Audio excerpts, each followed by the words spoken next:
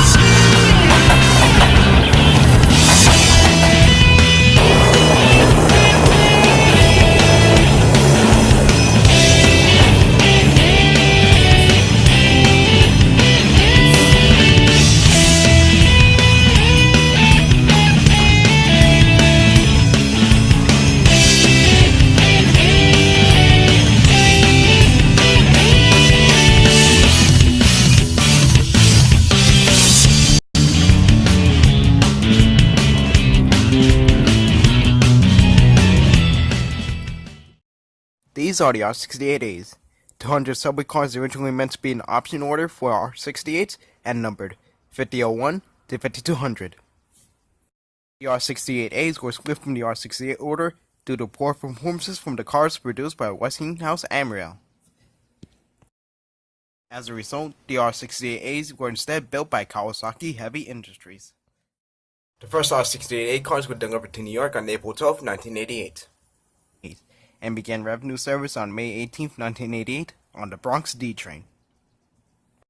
In 1995, all 200 R68As that were in service on the D line were moved to Coney Island for service on the N and Q. Then in 1997, after the beginning of Opto, the R68As on the Q were moved to the B line. In 2001, W service began, and at this time, all R68As were moved to the W with one set assigned to the Q. In 2004, all the R68As for the W were moved to the Q, with slightly more R68As for the N. Beginning in 2009 with the introduction of R160s, the R68As were moved to weekday-only services, namely the B and W lines.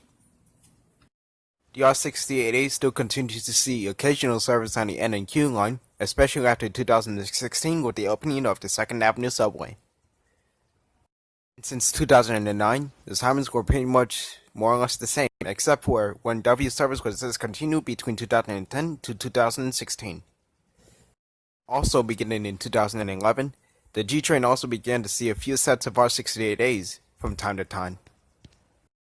The same thing can be said for the A train beginning in 2014, when one morning set from the B moves to 207th Street Yard for PM service on the A. Honestly speaking, there's not really much of a difference between the R68s and R68As. Not really much to say honestly, except R68As were numbered in the 5000 series while the R68s were in the 2000 series. But yeah, if you haven't already, go check out my R68 review. It's pretty much the same shit anyways. Even though they are both the same thing, I actually note a few things. Like the R68A was the last 75-foot car order for the MTA.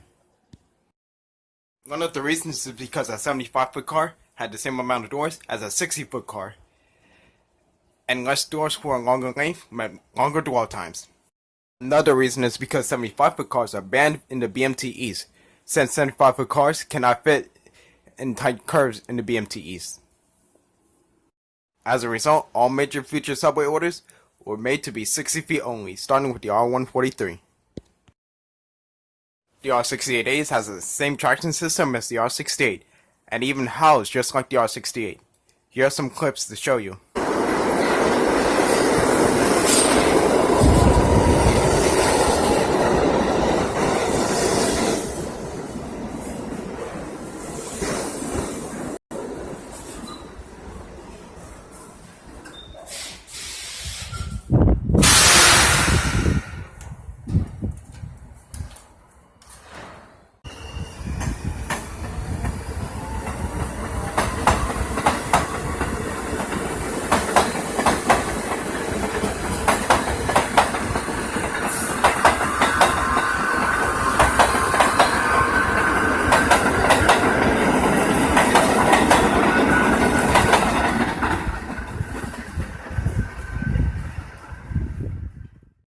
So you might be asking, why do the R68 and R68 review separately?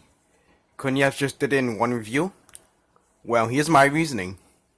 I just feel like that every kind of bus model and train model has a story set to them, and I like to analyze the hell out of them.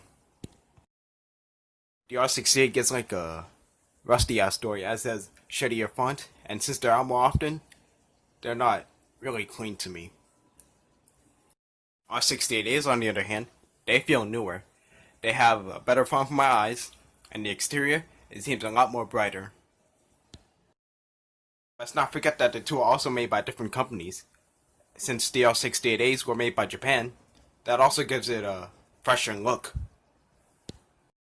Think of this as a compare and contrast between the two, me telling you my version of their stories. And if I had to choose between the two, well, honestly, it depends. I think R68s are better for nostalgia. There's a lot more of them, and because of that, I connect with them more. But if I had to choose which one to ride, I'd choose the R68As. Kawasaki is one of the best manufacturers in the subway system. That is not a lie. Kawasaki makes really good shit.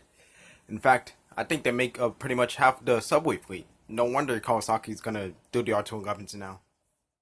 By the way, these cars give out great ass memories, and are really fun to think about. And even though they have a lot of time, I would say get your rides in right now. Remember, new technology is coming in soon, so in about 10 years, these things will be nothing but a memory. Once all the R68s and R68As are gone, that's it. No going back. So, cherish it while you can. With all that said, thank you guys for watching. Hope you enjoyed this review. And stay tuned for more transit content coming your way.